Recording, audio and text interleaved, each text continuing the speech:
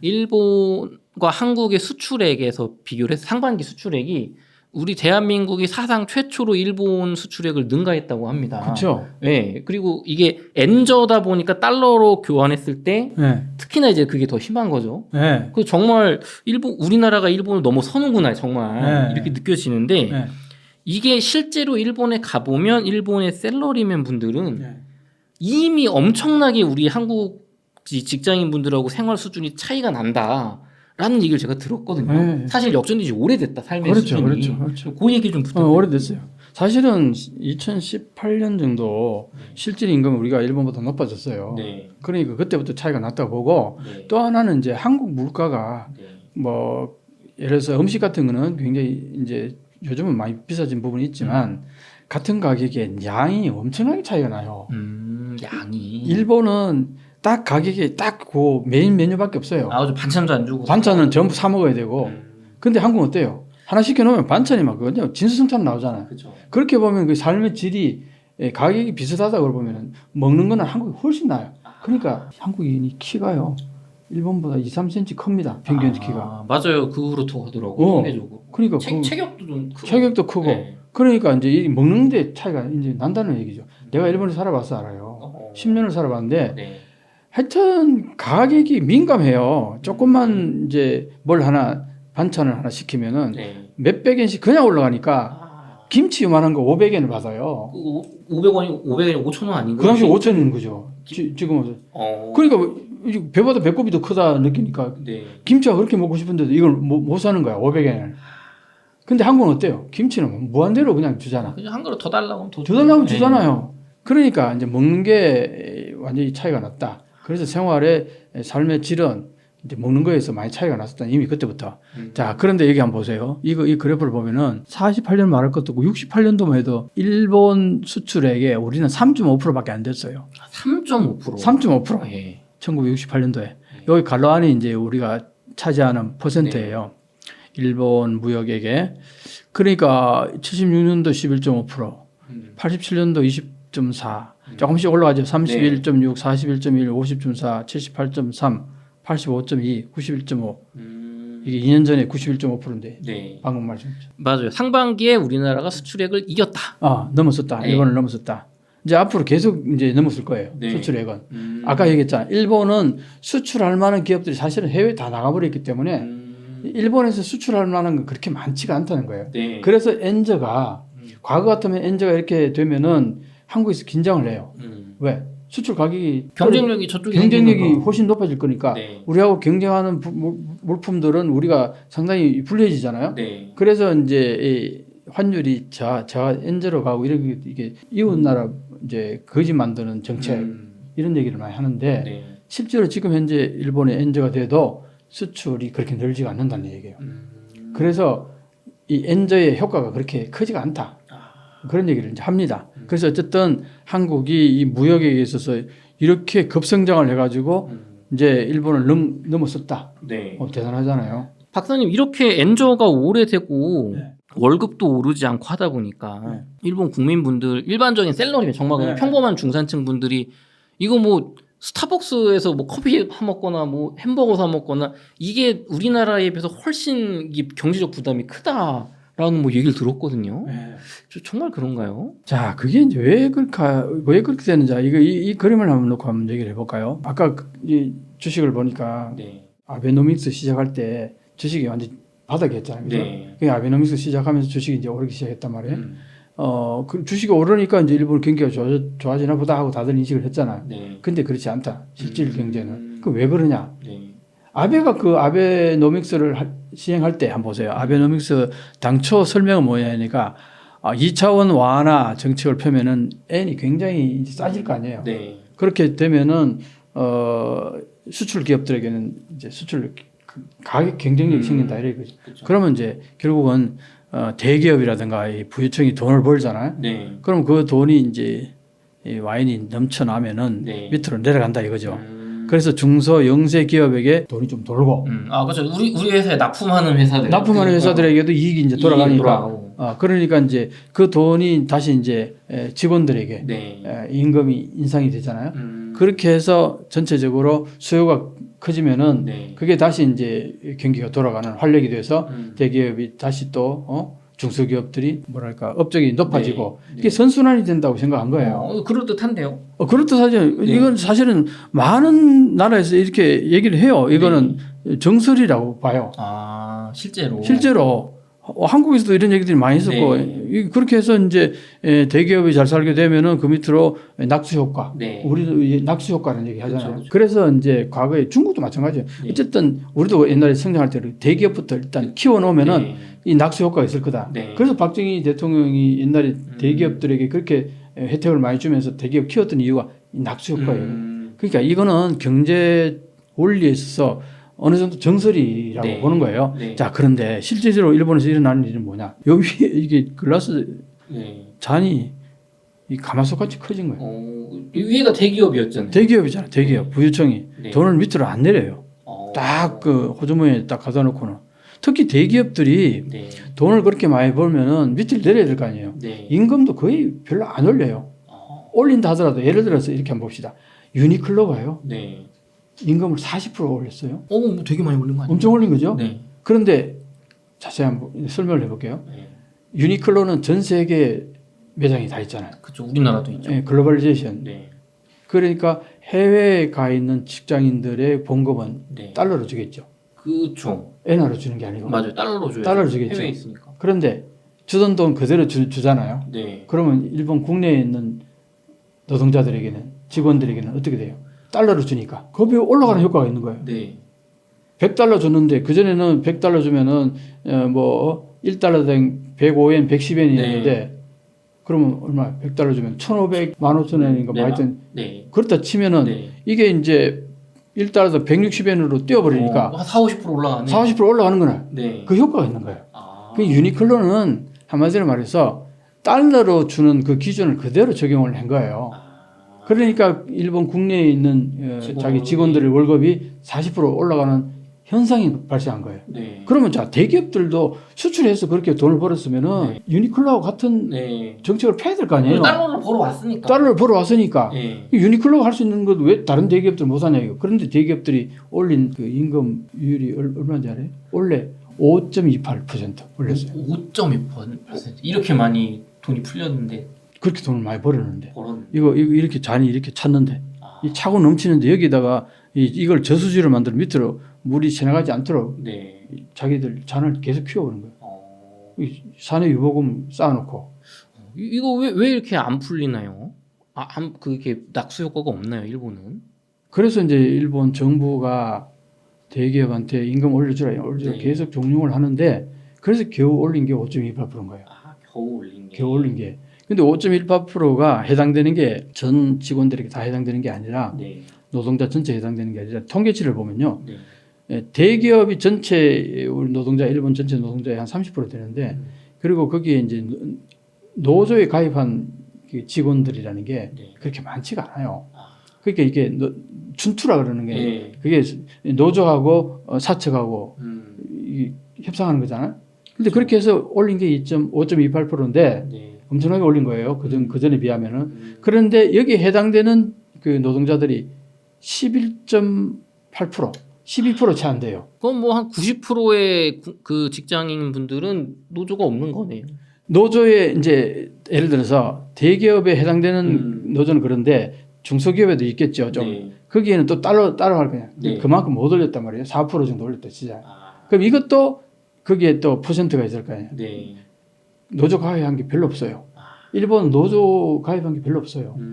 그러니까 이제 그동안 왜 그렇게 됐냐 하니까 사실상 일본이 기업들이 버블이 붕괴되고 버블이 꺼지면서 잘라낸 걸 많이 잘라냈어요. 그러다 보니까 살아남은 직장인들은 어떤 생각을 하느냐. 네.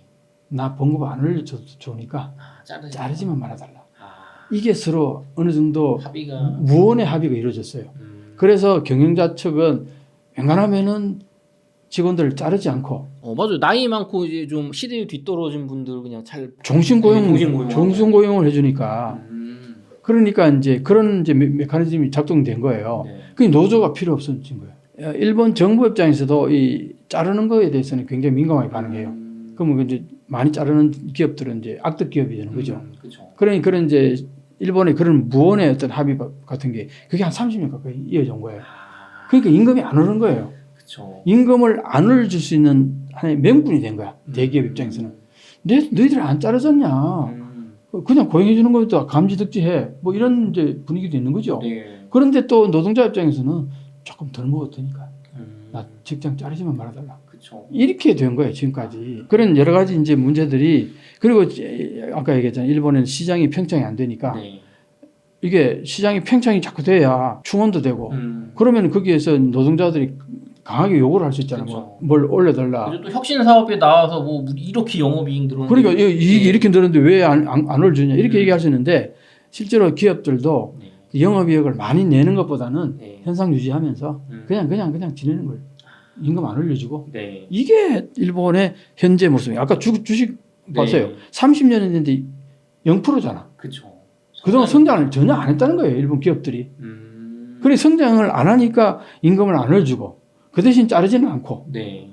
자르지는 않고 이제 계속 갈 수 있으니까 노동자들은 어떤 거냐 열심히 노력을 안 해요. 그냥 하라는 것만 하고 것만 하고. 아주 그냥 그 수동적으로 하라는 것만 하면 잘리지는 않으니까 네. 이게 일본의 기업의 그 생산성을 높이지 못하는 아주 고질적인 이게 그 하나의 메커니즘이 돼버린 거예요. 지금 그래가지고 지금 현재 여러 가지 주식도 오르고 뭐 엔저로 인해서 대기업들은 돈을 엄청 번다 그러잖아요.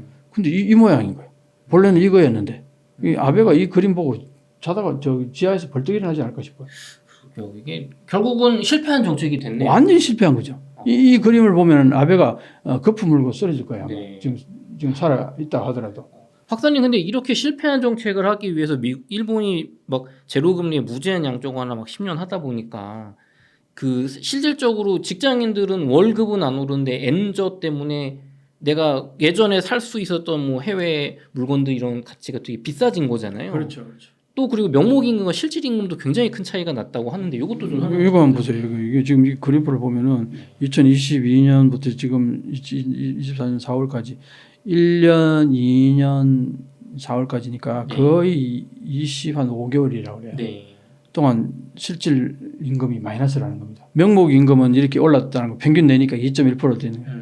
노동자 전체 평균 내니까 여기 보면 뭐 4% 오른 데도 있고 뭐 이런 것도 있지만 평균 보면은 2.1%라는 거예요. 자, 근데 실질 임금은 마이너스 계속. 왜 이렇게 떨어지는 건가요? 이게 물가가 올라서 그런 거죠. 물가가 왜 오르느냐? 네. 이 일본이 그동안 임금을 안 올리면서도 그동안 30년 가까이 버텨온 이유가 물가가 안 올라서 그래요. 실제로 그 무슨 뭐 100엔짜리 과자인가? 뭐 그게 30년 만에 가격 올린다고 막 사장님이 죄송하다고 뭐 이렇게 했다고 하더라고요. 그러니까. 국민 과자 가격 올렸다고. 그러니까 그동안 30년 가까이 일본 기업들은 그 가격을 못 올렸어요. 어느 한 기업이 가격을 올리면은 거의 집중 린치를 맡아요. 악덕 기업이다 이래가지고 가격 올렸다고 10엔 올리는 걸 못 올려요. 아니 근데 그 뭐 올릴 수도 있는 거니까. 그러니까 일본은 특이한 거예요. 이게 그때 법을 꺼지고 나서부터 일본은 전 세계하고 전혀 다른 삶의 형태를 가지고 지금까지 지낸 거예요. 노동 환경이라든가 회사 환경이라든가 한 번도 겪어보지 못했던 이렇게 엄청난 법이 꺼지고 나서 그때 초기에는 엄청나게 직장이 해고되고 파산하고 막 그 난리가 났잖아요. 그때 우리 IMF 겪고 나서 그랬던 거 마찬가지로 그게 너무나 끔찍하니까 이제 기업들도 웬간하면 투자를 안 하는 거예요. 잘못하면은 이게 또 쪽박 차니까 투자를 안 하고 현상 유지로 가고 아까 얘기했듯이 노동자들에게도 임금은 못 올려준다. 그 대신 자르지는 않을게. 이 노동자들 입장에서도 자르지 않으면은 뭐 임금 안 올려줘도 가서 들을 수 있다. 그 대신 나도 열심히 일하진 않을게. 나도 그 대신 열심히 일은 안 하는 거예요. 왜? 뭐 그게 없잖아요. 인센티브가 없잖아요. 뭐 동기가 없죠. 동기가 없는 거예요. 종신고용에다가 나이 들면은 임금이 자동적으로 올라가는데 지금 내 위치에서 열심히 하든 안 하든 상관없어요. 이게 종신고용의 연공 서열 이 문화가 과거에 좋을 때는 엄청나게 좋았는데 이게 기능을 제대로 안 하기 시작하니까 이게 완전히 이게 일본을 뒷다리 잡는 하나의 그 기업 형태가 돼버린 거예요. 이러니까 지금 어떻게 했어요? 주식이 많이 올랐다 그래서 이제 일본 경기가 살아난다? 어떻게 살아납니까? 소비가 완전히 줄어버렸는데 네. 오히려 내수가 축소가 됐어요. 네. 근데 경기가 어떻게 살아납니까? 이러니까 금리를 못 올리는 거예요. 여기서 더 올려버리면은 여기서 더 올리면 더 마이너스 될 텐데 네. 그러면 이제 경기가 지금 왜 지금까지 아베노믹스를 해가지고 돈을 그렇게 많이 풀었느냐? 디플레이션 탈출하려고 그런 거예요. 그런데 지금 이런 상황에서 금리 올려버리면 디플레이션을 더 가버리는데 그렇죠. 그러니까 금리를 못 올리는 거예요. 근데 일본은 과거에 디플레이션을 30년을 겪다 보니까 우리랑 달리 물가가 안 오르는 세상이었잖아요. 그래서 인플레이션만 오면 좋아질 거다 일본이. 그렇죠, 그렇죠. 했는데 실제 결과는 그렇진 않은 거 그러니까 이제 처음에 얘기한 게 뭐냐니까 아까 아베노믹스 봤듯이 이제 싼 이자로 돈을 대기업에 기업들에게 많이 빌려주면은 그 기업들이 그 싼 이자를 가진 돈을 가지고 설비 투자를 하거나 투자를 해가지고 부가가치를 높인다. 그렇죠. 그걸 전제로 얘기한 거예요. 그랬는데 실질적으로는 그 돈 빌린 사람들이 적극적으로 투자를 안 해요. 왜냐? 한번 되었거든. 버블을 한번 겪고 나서 그렇죠. 그때 살아남은 사람들이 어떤 사람들이냐니까 그 적극적으로 투자하는 그런 마인드를 가진 사람들이 아닌 사람들이 경영권에 올라갔다 이런 얘기를 합니다. 일 벌리지 않고 일 벌리지 않고 현상 유지하는 것만 해도 나 말고 적극적인 사람은 다 망했더라. 그러니까 적극적으로 투자했던 사람들이 다 망했고 아주 보수적으로 경영을 해왔던 그렇게 해왔던 나름대로 이제 관리자들이 살아남더라. 그런 사람들이 살아남아가지고 투자를 안 하는 거예요. 현상 유지하는 것만 해도 이건 잘하는 거다. 괜히 어설프게 투자했다가 말아먹으면은 이 정말 그 지옥이다. 네. 왜냐 회사원들 잘라내야 되죠. 그렇죠. 그러니까 안 하는 거예요. 이게 이제 패턴화된 거예요. 그러면은 결국에는 엔화의 가치, 그러니까 국가 통화의 가치는 떨어지고 네. 국민분들은 월급이 조금 오르고 실제로 물가는 더 오르고 낙수 효과는 없고 그러면 이거 뭐 그리고 정부 부채만 엄청 쌓인 거 아닙니까? 이게? 자 지금 물가가 올랐잖아요. 네. 이제 이 아베노믹스도 2차원 금융 완화 정책을 병리적인 현상을 치유하기 위해서 한 2년 정도를 처음에 예상했어요. 디플레이션을 탈출하기 위해서. 네. 그래서 돈을 마구 풀었단 말이에요. 그렇죠. 일시적으로 마구 풀면은 이제 물가가 올라가고 그러면 이제 인플레이션으로 가게 되면은 이게 선순환이 되지 않을까. 2년 정도 예상하고 했는데 풀어도 이게 물가가 안 올라가네. 아까 그런 얘기가 있잖아요. 물가 네. 못 올리게 하는 그런 메커니즘이 있었던 거 일본 네. 그 소비자들의 묘한 게 있어요. 그러다 보니까 이게 안 올라가네.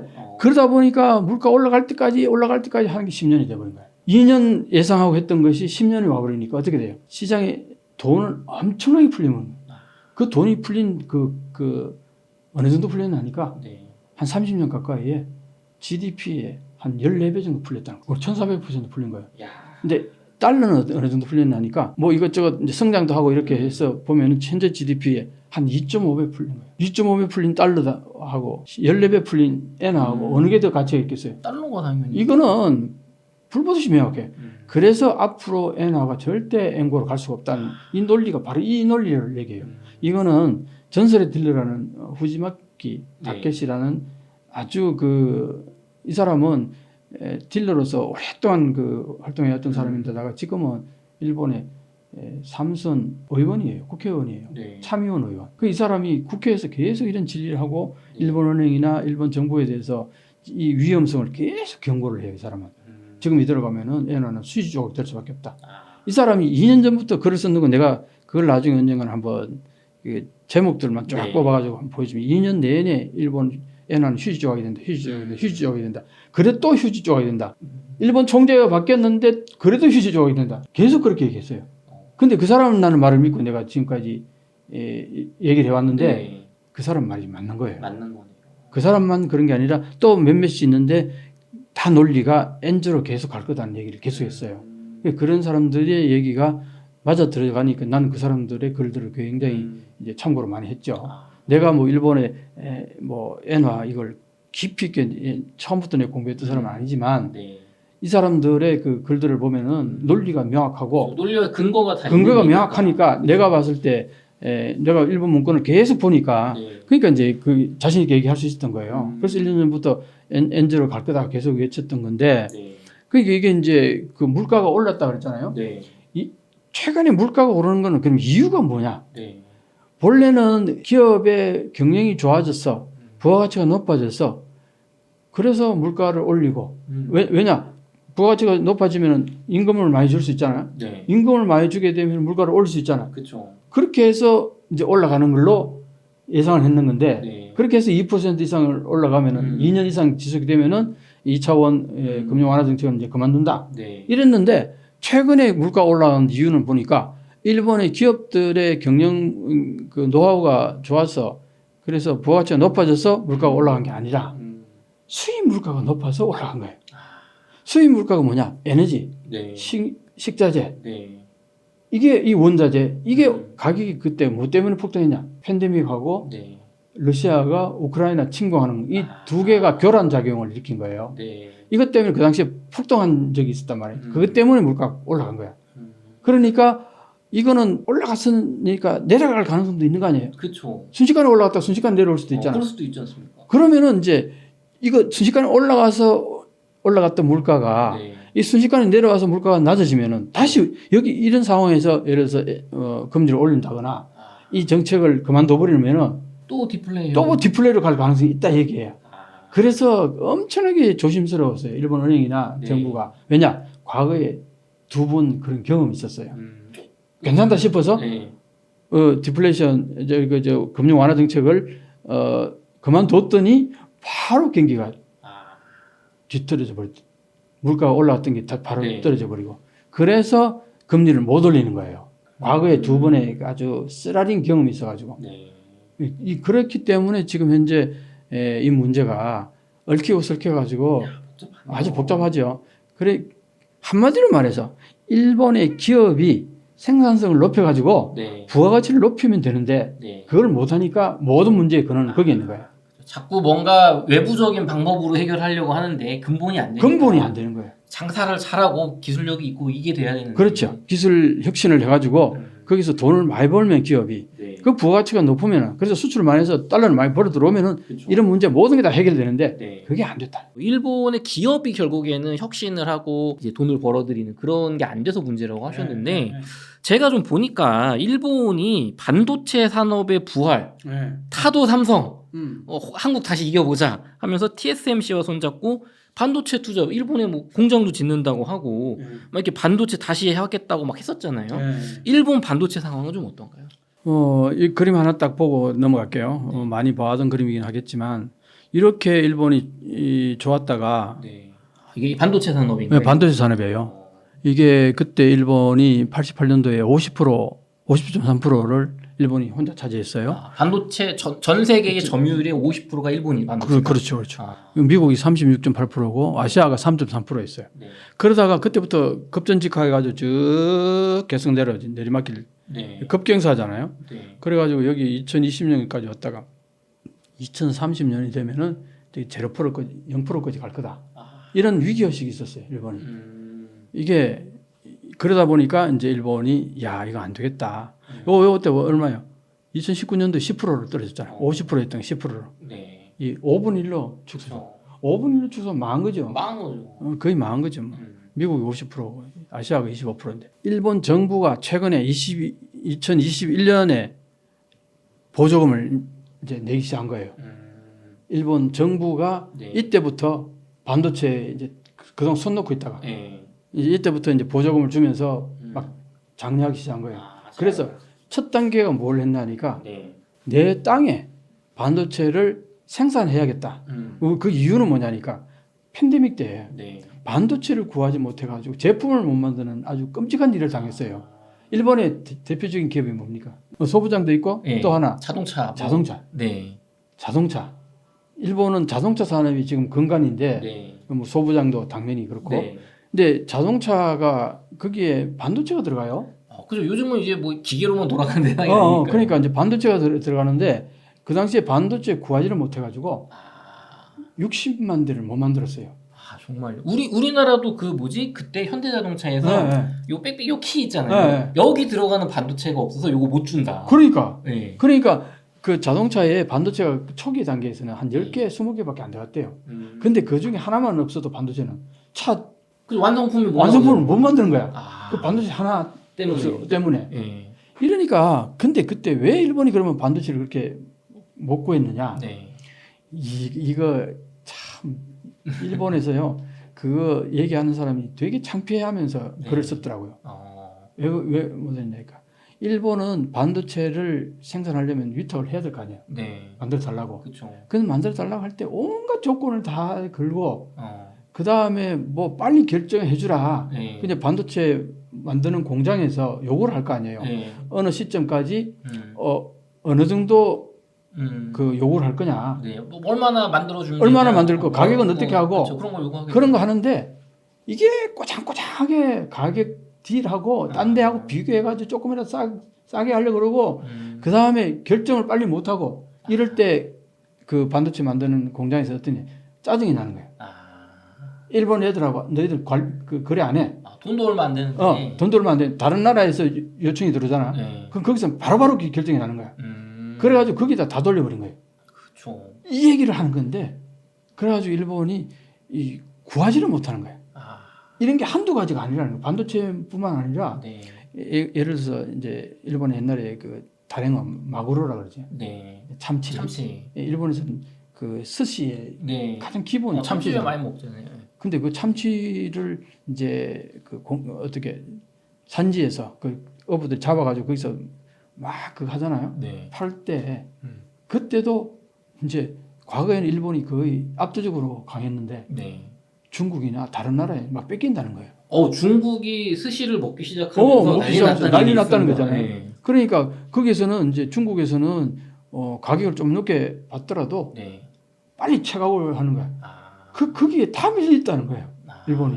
그러니까 지금 현재 일본의 그 뭔가 이렇게 재료를 확보하거나 네. 물품을 사거나 이런 것들이 다른 나라한테 계속 밀린다는 거예요. 이게 왜 그러냐 했더니 과거에 일본이 하던 행태를 그대로 하니까 저쪽에서 짜증을 낸다는 거예요. 일본이 너무 꼼꼼하게 체크하고 결정이 늦어지고 네. 그 다음에 가격 딜을 너무 한다는 거예요. 옛날에는 그렇게 꼼꼼하게 까다롭게 해도 돈을 좀 많이 주고 그때는 일본이 시장이 시장이 워낙 넓고 하니까 네.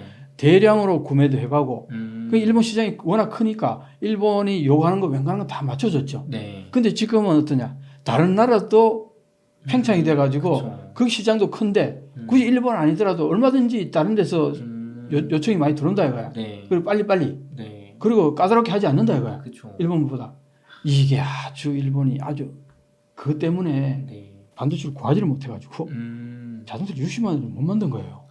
그 이게 앞으로 계속 갈 가능성이 있잖아. 네. 난리가 난 거죠. 네. 그래서 이거 큰일 났다 해가지고 그러면 어떻게 되냐? 우리 땅에다가 반도체를 만들자. 일본에서 생산하게 하자. 일본에서 네. 생산하게 하자. 그게 출발이 이제 그게. 음. 그래서 제일 먼저 한 게 TSMC를 네. 일본 땅에다가 유치를 하자. 네. 그게 그렇게 해가지고 결국은 이제 대만 TSMC를 유치를 했는데 그때 보조금이 4,760억 엔. 이게 이제 그 40%에서 50% 가까이 돼요. 그 TSMC가 공장 만드는데. 일본 정부가 한 50% 된 50% 가까이 된 거예요. 그러니까 TSMC에서는 속으로 웃으면서 들어왔죠. 처음에는 튕기다가 네. 거기 물가도 비싸고 등기료 비싸고 그다음에 여러 가지로 코스트가 너무 높은데 왜 일본에 가야 돼? 그리고 제품을 만들어놔도 일본에서 소화하는 게 별로 없다는 거예요. 왜 일본 가냐 이거예요. 그렇죠. 그래가지고 처음에는 일본에 안 간다고 그래서 TSMC. 그러니까 일본 정부가 보조금을 줄 테니까 돈 우리가 많이 낼게. 우리가 많이 낼게. 이렇게 해서 어디 차고 들었다는 거 아닙니까? 그래서 이제 출발이 된 건데 이제 문제는 뭐냐니까 처음 들어왔을 때 28나노, 28에서 16나노 이러니까 이거는 10년 전 그 20년 전 기술이다 이거예요. 그러니까 이제 일본 전문가들이 반도체 전문가들이 아니 10년 전 기술을 들여와가지고 공장에 들어와가지고 우리 반도체 발전에 뭔 도움이 된다고 거기다가 정부 예산을 그렇게 많이 투자하냐? 그동안 다른 데도 못 주면서 왜 거기만 남은 기업에 돈 투자하냐? 이렇게 된 거예요. 일리가 있는데요. 얘기했잖아요. 구식 기술 데려와서 뭐 하냐? 그러니까 구식 기술 들어와가지고 그러니까 이제 일본 정부가 또 그 정치권에서 어떻게 했냐? 제2공장을 TSMC에다 강력하게 요청을 한 거예요. 그게 뭐냐? 12나노에서 7나노, 6나노까지. 그러면 이제 이거 꽤 이제 괜찮은 거 최신 기술 최신 기술에 해당되죠. 완전 최첨단은 아니지만 그래도 꽤 기술이 업그레이드 된 거 아니에요? 4,500억 원이니까 이 이상으로 줬다 그러는데 TSMC에다가 제2공장에다가 자 그리고 또 제3공장까지 얘기가 나오더라고. 제3 공장은 2나노. 진짜 최신 기술. 진짜 최신 기술. 그러니까 이제 일본 정부 입장에서는 논리적으로 그렇잖아. 구기술을 들여오는데 예산을 보조를 해주고 이거는 말이 안 되잖아요. 네. 자기가 봐도. 그렇죠. 그러니까 이제 최신 기술까지 논리가 이제 되는 거예요. 그 맞는 말 같습니다. 맞는 말 같잖아요. 네. 그러니까 이제 소위 말해 비판하던 입들이 쑥 들어가겠죠. 그렇죠. 뭐 그게 뭐 보조금은 들어가도 결국 우리나라에서 생산하면 좋은 거니까. 그런데 예. 최근에 일본 정부가 라인 가지고 뭔가 그렇죠. 우리나라 약간 라인 이상한 사태가 짓도 있었죠. 하려다가 네. 움찔했죠. 네. 나는 지금 TSMC 저거 공장 유치했다가 나중에 일본 정부가 저거 탈취하는 거 아닌가 싶어. 또 기술 탈취라든가 뭐 여러 가지로. 뺏어갈 수 있죠. 충분히 그럴 수 있지 않겠나. 왜? 라인한테 하는 거 보니까. 그렇죠. 합작회사 만들어서 네. 지분을 나중에 이제 좀 넘겨라 그러고. 팔고 가라. 팔고 가라. 그런 수도 있겠다. 수도 있겠다. 라인한테 하는 거 보고. 이 생각 최근에 든 거예요. 네. 이건 생각도 못했는데 네. 일본 정부가 저렇게까지 예산을 저렇게 투자하면서까지 정성을 들이는 이유가 네. 단순히 걔들 들어와서 뭘 하는 거 그거 가지고 거기에 파급 효과는 많아요. 예, 거기에 이제 직원들이 있어야 되니까 그 기술자들을 양성하는 대학교에서 학과를 설립한다든가 그 다음에 그 주변에 뭐 여러 가지 인재 양성에 제일 큰 영향을 미치죠. 네. 이제 그러니까 그런 부수입이 있긴 있는데 내가 볼 때는 그것도 그거지만은 사실은 기술 탈취하려고 그런 게 아닐까. 기술 탈취 목적이다. 이거는 국가 간의 전쟁이에요. 반도체는 지금 현재 미국하고 중국하고 하는 거 봐요. 그렇죠. 완전 전쟁이잖아. 네. 거의 패권 전쟁이잖아. 그래 앞으로 반도체는 석유보다 더 중요해질 거란 말이에요. 근데 일본에 그게 없어 봐봐. 주변에 대만도 있고 한국도 있고 중국도 있는데 그렇죠. 일본만 없어 봐. 이거 말이 안 되잖아. 네. 그러니까 내가 볼 때는 일본 정부 정치권에서는 사생결단을 달려드는 건 나는 그렇게 봐요. 근데 박사님 또 요게 저희 입장에서는 과거에 미국이 일본 경제가 너무 위협적이어서 80년대 후반에 뭐 플라자 합의 때 일본 반도체를 망하게 하고 한국 반도체를 키워줘서 우리나라 삼성이 큰 거다. 이제는 미국이 대만과 한국의 지정학적인 위험, 전쟁의 위험 때문에 일본 반도체를 다시 키워주려고 보는 시각도 있거든요. 이러면 이제 우리나라 삼성이나 SK 하이닉스 반도체 이제 잘 안 되고 일본이 또 쉐어를 가져가는 거 아니냐. 요런 또 염려에 대해서는 어떻게 생각하시는지요? 이제 그런 부분이 분명히 있어요. 그게 과거에 아까 80년대 그 그림을 봤으면은 너무나 이게 미국이 그때 이제 일본에게 언제냐 86년 이때 제1차 미일 반도체 협정을 맺어가지고 일본 반도체에다가 100% 관세를 매겼어요. 자, 100% 관세 매기면 가격이 2배로 뛰죠. 그렇죠. 그런데 그 앞에 85년대 플라자 합의 있었잖아요. 그럼 N 가치를 또 폭등을 시켜버려요. 그 이중으로 가격이 확 높아져 버리는 반도체가. 그러니까 일본에서 미국으로 반도체 수출은 거의 불가능해져 버린 거죠. 그쵸. 그러니까 그런 데다가 5년 후에 그래도 쉽게 안 죽으니까 일본 반도체가 막 5년 만에 팍 꼬꾸라지겠어요. 그렇게 잘 나가던 게. 그러니까 여력이 아직 있으니까 한 번 더 때린 거죠. 91년도에 제2차 미일 반도체 협정을 맺어가지고 그때는 외국제 반도체를 20% 반드시 쓰라. 어떤 제품을 만들 때 일본 반도체만 쓰지 말고 외국제라 그랬어요. 외국제. 미국제가 아니고 외국제였어요. 그럼 거기에 삼성도 들어가는 거, 대만 TSM 들어가는 거. 그러니까 미국제도 쓰고. 그러니까 내가 볼 때는 노골적으로 미국 거 쓰라고 그러기엔 좀 너무 노골적이니까 너희들 것만 쓰지 말고 같이 먹자. 그런 맥락으로 했지 않을까. 근데 뭐 어쨌든 우리나라한테 좋은 거 아닙니까? 그렇죠. 우리나라한테 좋았던 거죠. 그리고 이제 이렇게 하면서 그 DRAM, 그 소위 말해서 메모리 쪽은 이제 그때 삼성이 이제 PC 컴퓨터 쪽으로 그걸 이제 확 달라들어 가지고 했는데 일본은 그때 그걸 놓친 거예요. 그래서 이 PC는 이제 소위 말해서 반도체가 너무 기술 뛰어나지 않아도 되는 거예요. 한 2년, 3년 정도 쓰다가 망가져도 괜찮은데 그 전에 일본은 그 대부분이 반도체가 어떤 거였냐면 한 번 쓰면은 20년, 30년 고장 안 나는 고퀄리티의 반도체를 만들어 달라. 그게 주로 일본 내부에서 쓰는 반도체들, NTT라든가, 네. 그 다음에 뭐 일본의 전자제품이라든가, 그 다음에 대형 컴퓨터라든가 이런데 전부 다 고퀄리티의 반도체를 요구했어요. 네. 그 당시에 일본에서는 시장이 그렇게 형성되어 있으니까 반도체 만드는 회사 입장에서는 고객이 요구하니까 그렇죠. 그 퀄리티를 만들어주고 네. 돈을 고가로 받으면 되는 거 아니에요. 네. 그렇죠. 그랬는데 이게 일본 시장이 서서히 맛이 가기 시작한 거예요. 네. 뭐 때문에 그러냐? 디지털화가 안 된 거예요. 이게 전자제품들이 디지털화가 안 되다 보니까 삼성이 디지털화 하면서 네. 경쟁력이 싹 올라가기 시작한 거예요. 그러니까 한국의 삼성이나 LG에서 만든 전자제품들이 일본의 전자제품보다 더 디지털화가 잘 돼 있어가지고 경쟁력이 높아지기 시작한 거고, 네. 그 다음에 컴퓨터를 이제 이게 전 세계의 흐름이 컴퓨터로 확 바뀌었는데, 그렇죠. 일본은 그 전에 이제 대형 컴퓨터라든가 뭐 네. 이런 쪽에 아까 말했던 고퀄리티 반도체를 수출했단 말이에요. 네. 근데 여기는 저퀄리티 반도체 가격을 낮춘. 10분의 1로 낮춘 저렴한, 그러니까 이 삼성이 완전히 다 장악해 버린 거예요. 일본 반도체는 갈 데가 없는 거예요. 수출이 안 되는 거예요. 그래서 지금 전 세계가 저렴한 PC, 컴퓨터, 노트북을 만드는 게 지금 대세인데 그게 대세가 돼 버리니까 일본은 그 대세에 못한 거예요. 못하네요. 끼지를 못해가지고. 네. 그러니까 컴퓨터의 대세에 끼지 못해서 경쟁력 이런 것도 하고, 조금 전에 얘기했듯이 일본 자체 내에 많이 반도체를 수용해 주던 전자 제품들이 한국의 전자 제품들에게 경쟁력을 잃으면서 왜 디지털화가 안 돼 있었죠. 네. 그러면서 서서히 밀리기 시작하니까 여기서 반도체 소요가 사라지기 시작한 거예요. 네. 그럼 일본은 갈 데가 없는 거죠. 그렇죠. 그래가지고 이렇게 순식간에 그냥 망하기 시작한 거예요. 그 일본이 이렇게 반도체가 이랬던 것은 미국의 정책도 있지만 자체 내에서 이 흐름을 제대로 못 읽었던 거예요. 미국만의 탓은 아니다. 미국만의 탓은 아니다. 그걸 이제 꼭 얘기를 하고 싶고, 그런데 지금은 이제 어떠냐? 지금은 일본이 소재, 부품, 장비 이쪽은 여전히 강력하단 말이에요.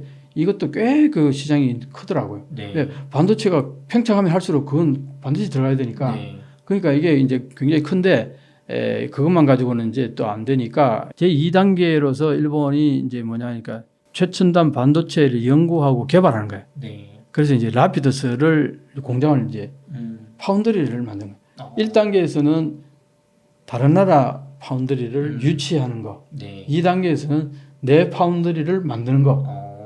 요게였어요. 네. 그 2단계가 이제 그게 라피더스인 거예요.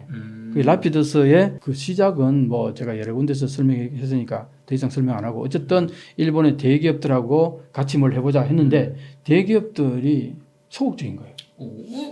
국가에서 밀어주고 미국도 밀어주는데 왜 안 뛰어들죠? 그러니까 왜 그러냐? 네. 2나노를 만들겠다는데 네. 일본의 현재 지금 반도체 기술은 40나노에 머물러 있어요. 이게 엄청 뒤쳐져. 20년 뒤쳐진 거예요. 20년. 근데 어떻게 2나노를 누가 만드냐 이거야. 뭐 해본 적. 이게 꿈 같은 얘기 아니냐 이렇게 본 거지 대기업에서는. 괜히 우리 돈 투자했다 망한다. 잘못 투자했다면 다 그냥 망한다 이거지. 정부가 뛰어드는 거는 저거는 그 과거에 다 망했다 이거. 그런 경험이 있어요. 이 기업들이, 대기업들이. 정부 믿고 일본 기업 정부가 밀어준다 했다가 다 망했어. 이게 반도체가 돈만으로 되는 게 아니거든. 정부가 할 수 있는 거는 보조금 주는 것밖에 없잖아. 세금 들여가지고. 그렇죠. 실제로는 기업이 이겨내야죠. 그 기술 중국이 개발하고. 지금 반도체 만드는 돈을 몇백조로 쏟아부었는데 지금 제대로 되나요? 안 되죠. 안 되잖아요. 그런데 일본은 지금 이거 뭐야? 700억엔, 네. 4,850억엔 이 돈 가지고 지금 중국이 몇백조 쏟아부어도 안 되는 건데 이게 되겠냐 이거예요. 또 이렇게 중국이랑 비교하니까 금액이 금방 큰 게 아니네요. 또 생각보다. 이거는 완전히 이제 한마디로 뭐 세 발에 핀 거지. 중국의 일개 성 규모 정도. 그러니까 이제 대기업들은 눈치를 보니까 사실은 어디에서 IBM에서 2나노 기술을 개발했다. 네. 근데 이제 IBM은 그전에는 자기들이 파운드리 가지고 자기들이 개발한 기술을 가지고 제품을 직접 만들었어요. 네. 근데 2016년인가 다 철수해 버렸어. 왜? 이게 너무 힘들거든. 양산이 너무 힘들어. 네. 왜냐? 미국에서 그 전부 파운드리가 전부 대만이라든가 뭐 이제 아시아 쪽으로 넘어온 이유가 뭐냐니까 이 반도체는 3교대 작업을 해야 된다. 24시간 계속 해야 되잖아. 네. 미국 같이 이 선진국에서는 다른 데는 많은 봉급을 받으면서도 아침 9시 출근해서 저녁 6시 퇴근. 이게 정상적인 그게 생활이 되는데 네. 반도체는 이게 정상적인 생활이 안 되잖아. 그렇죠. 그게 기피하는 거야. 노동자들이. 야간 근무, 교대 근무, 야간 주말 교대 근무, 그런 거 기피하니까 이게 공장이 코스트가 너무 많은 거야. 그러려면 그 사람들에게 1.5배로 준다든가. 그렇죠. 봉급 많이 주고 뭐 봉급 많이 줘야 될 거 아니야. 수당 줘야죠. 수당도 줘야 될 거 아니야. 예. 그게 채산이 안 되는 거야 이게. 음. 대만에서 만들고 삼성에서 만드는 반도체하고 이게 네. 채산이 안 맞으니까. 그러니까 이제 철수해 버린 거예요. IBM이. 네. 자, 그랬던 IBM이 이제 2나노 반도체 만드는 기술을 개발했는데 네. 이걸 가지고 일본한테 넌저시 타진을 해본 거야. 우리 기술이 있는데 혹시 너희들 만들 생각 없냐? 그게 일본의 입장에서 어때요? 완전 땡큐인데요. 이거 뭐 지금 하늘에서 무슨 그쵸. 천호신조 같은 느낌을 받았다는 거야. 네. 하늘에서 들려오는 목소리가 떴다는 거야. 네. 왜 그러냐니까 아까 얘기했잖아. 일본의 반도체가 완전히 거의 망했는데 반도체는 너무 중요한 거잖아. 네. 그래서 TSMC를 그렇게 예산을 주고서 유치하는데 그렇게 많이 돈을 줬는데 우리가 이제 만들 수 있다면 이것만큼 더 좋은 게 없잖아. 그렇죠. 그러니까 이제 그 일본의 아주 반도체 오랫동안 그 해왔던 이 래피드스 지금 회장이 네. 그 소식을 듣고서는 대기업하고 일본 정부하고 뻔질나게 이제 접촉을 하면서 이거 하자 이렇게 된 거예요. 네. 그러니까 이제 일본 정부 입장에서는 지금 반도체가 앞으로 엄청나게 중요한데 여기서 이 기회를 또 놓치면은 일본은 한 삼류 국가 된다 네. 이렇게 본 거예요, 진짜. 그래서 발을 내디딘 거죠. 내디디면서 대기업들한테도 이제 같이 하자 해가지고 했는데 이제 일본의 대기업들은 정부하고 이 관계를 좋게 해야지 네. 여러 가지 그 앞으로 사업하는 데서 도움이 될 거 아니겠어요? 그렇죠. 그러니까 이제 8개 기업들이 10억 엔씩 냈다고 했잖아. 10억 엔씩. 네. 그래서 15개. 80억 엔도 아니고 마지막에 대형 은행은 3억 엔을 냈어요. 그 73억 엔이야. 네. 그런데 이 라피드스를 공장을 만들어 가지고 2나노 반도체를 양산하는데 아무리 못 들어도 5조 엔이 필요하다는 거예요. 5조 엔이 필요한데 73억 엔이 그친 거예요.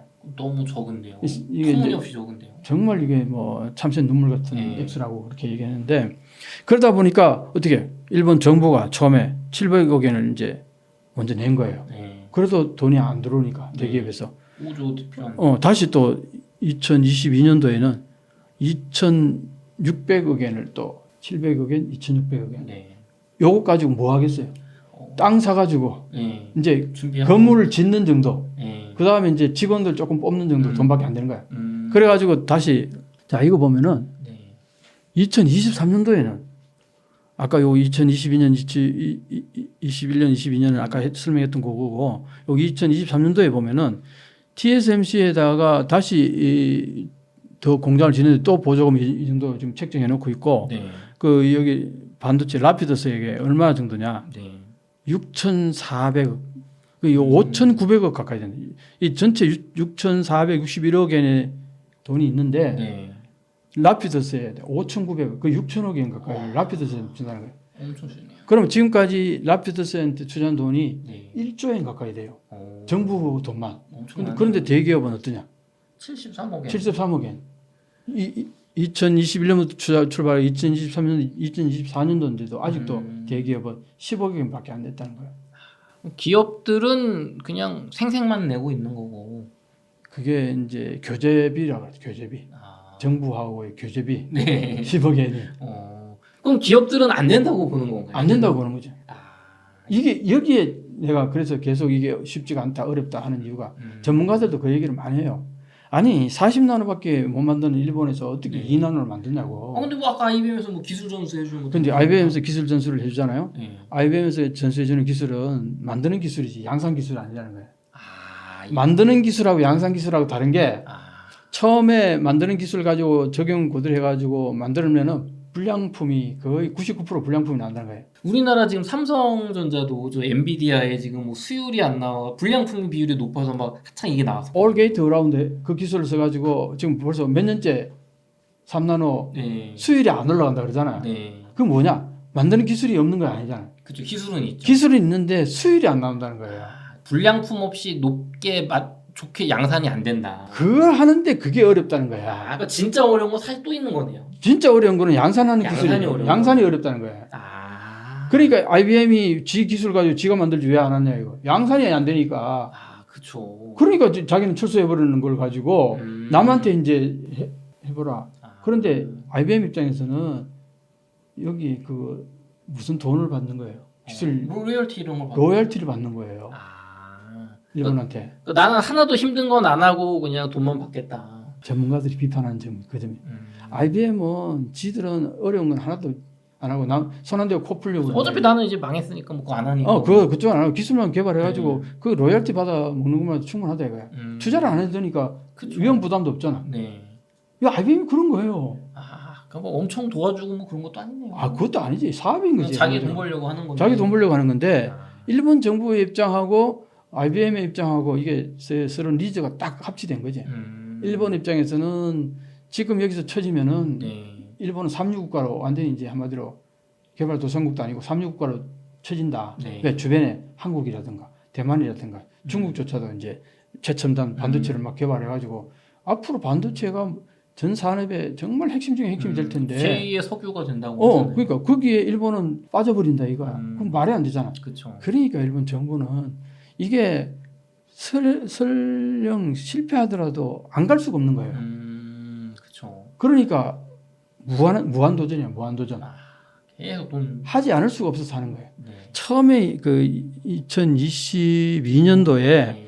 2,600억을 돈을 줬을 때 네. 통산성에서 경제산업성이죠. 경제산업성에서 이 돈이 이제 마지막입니다. 그랬다. 히가시 대치로 회장이 네. 히가시 대치로한테 그렇게 얘기했다는 거예요. 그때 히가시 대치로 무슨 말씀하시냐고. 여기서 멈춰버리면은 지금까지 투자한 돈 전부 휴지가 다 돼버린다. 네. 먼지가 돼버려 사라져버린다. 반도체는 만들어져야 그때부터 돈이 나오는 건데 그쵸. 지금까지 투자한 거 여기서 멈춰버리면은 그냥 아무것도 안 해준다. 그쵸. 그래서 계속 그냥 돈을 그냥 뽑아내는. 그래서 2023년도에 거의 5,900억 가까이 또 투자했죠. 네. 그 경제 산업성이 사실은 지금 완전히 한마디로 정치권하고 여기에 납치된 건 아니고 어차피 예산은 정부가 하는 거니까 통상 경제 산업성 입장에서는 정치권에서 뭐 하겠다 그러니까 뭐 그럼 우리 예산 만들어 주겠지. 뭐 그런 맥락에서 하는 거예요. 근데 또 박사님 이거 일본 잘하는 게 또 이제 무제한 양적 완화, 그러니까 2차원 뭐 양적 완화. 네. 그럼 이것도 그냥 5조 엔 이거 찍어가지고 그냥 정부 돈으로 하면 되는 거 아닙니까? 그렇게 하는 거죠 지금. 아, 그러니까 이게 지금 그래서 일본은 예산이 계속 나가잖아요. 네. 예산이 계속 나가니까 엔저가 저렇게 지속됨에도 불구하고 2차원 금융 완화 정책을 그만둘 수가 없는 거예요. 그러면 이런 나가야 될 돈이 너무 많은 너무 거예요. 많아서 엔저를 벗어날 수가 없다. 근데 그 엔저가 결국엔 또 일본 국민의 삶을 짓누르는 거고. 그러니까 구조적으로 이제 기업들이 살아나는 걸 방해하는 거네요. 이런 걸 여러 가지로 보면은 일본의 경제가 상당히 암울해 보이는 미래가. 그런데 이것도 지금 성공한다는 확률 되게 기업들은 낮게 보는 거잖아요. 그러니까 투자 안 하고. 그 박사님 지금 얘기 쭉 들어보니까 일본 우익들 같은 경우 우리나라 K-팝 가지고 대한민국 저 뭐 국책 사업이다. 저 정부가 그냥 억지로 성공시켰다고 무시하는데 지금 말씀만 들으면 뭐 일본이 더한 것 같아요, 우리보다. 남만하는 것 같아요 지금. 그럼 일본은 뭐 국책 사업 뭐 이렇게 해가지고 망했는 게 너무 많은데, 아니 한국은 국책 사업에서 잘하고 있잖아. 그죠, 우리는 잘하고 성과를 내잖아요. 근데 지들도 국책 사업 많이 해가지고 그래서 잘하면 될 거 아니에요. 그렇죠. 잘하면 될 건데 지난번에 쿨 재팬 있잖아. 네, 맞아요. 그거 거의 망했잖아요. 맞아, 무슨 K-팝 따라한다고. 따라한다고. 그렇게 자기들 예산을 투자해가지고 국책 사업을 했는데 한국은 잘하고 있는데 지들은 망했잖아. 그런데 왜 한국 국책 사업이라고 그렇게 자꾸 비판하고 거기다 자꾸 입을 대냐 이거야.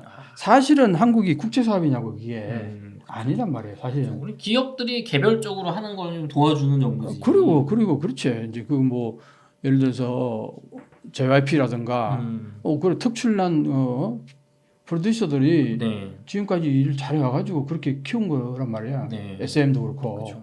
그게 정부가 어느 정도 물론 보조는 해줬겠지만 지금 일본 정부 같이 이렇게 마구잡이로 일본 정부가 거의 99.9% 돈을 내가지고 하는 거하고는 다르잖아. 그렇죠. 우리는 그렇지는 않다고. 맞아요. 그런데 국책 사업 그러면은 일본이지 왜 한국 국제 사업 얘기하냐고 그건 말도 안 되는 얘기죠. 맞아요. 맞습니다.